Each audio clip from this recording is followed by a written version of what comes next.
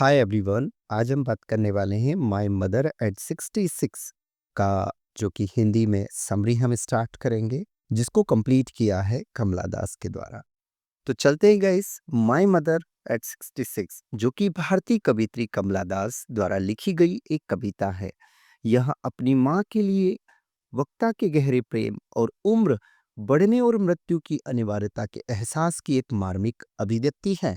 अब गाइस, एक जो लेखिका है और माँ के प्रति जो सारी बातें वो इस कविता के माध्यम से बताना चाहती हैं। कविता वक्ता द्वारा एक कार में अपनी माँ के साथ अपनी यात्रा का वर्णन करने के साथ शुरू होती है। इस दौरान वह अपनी माँ को सोती हुई देखती हैं।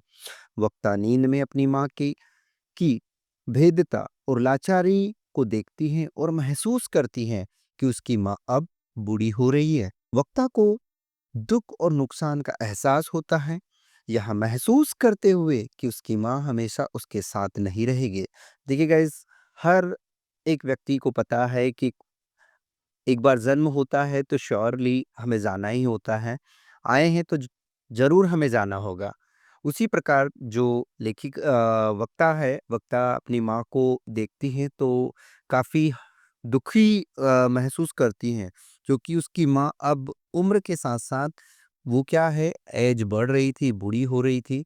वक्ता अपनी माँ के साथ अपने संबंधों पर भी विचार करती हैं, जिसमें बताया गया है कि जब वक्ता छोटी थी तो उसकी माँ कैसे मजबूत और आत्मविश्वासी हुआ करती थी, लेकिन कैसे वह अपने बुढ़ापे में कमजोर और निर्भर हो गई है। देखिए क्या होता है गाइस, कि आजकल एज जैसे-जैसे बढ़ती जाती है, जब व्यक्ति ज़्यादा एजेड हो जाता है, तो वो दूसरों के ऊपर डिपेंड होना स्टार्ट हो जाता है।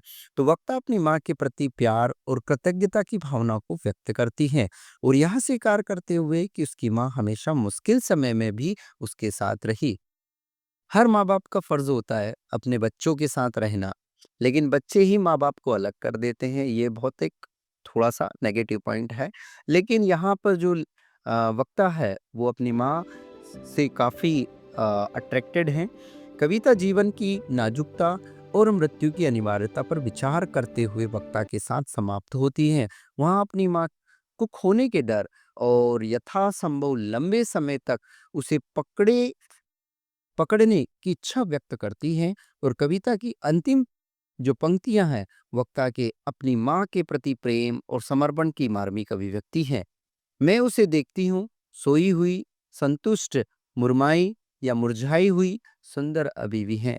कुल मिलाकर माय मदर एट 66 उन जटिल भावनाओं की एक शक्तिशाली और गतिशील अभिव्यक्ति है, जो तब उत्पन्न होती है जब हम उम्र बढ़ने और मृत्यु दर की वास्तविकता का सामना करते हैं और अपनी विचारोत्तेजक भाषा और विशद कल्पना के माध्यम से कमला दास और उस गहन प्रेम और सम्मान को अभिव्यक्त करती हैं जो हम अपने माता पिता के लिए महसूस करते हैं, भले ही हम उनके गुजर जाने की अनिवार्यता को पहचानते हैं।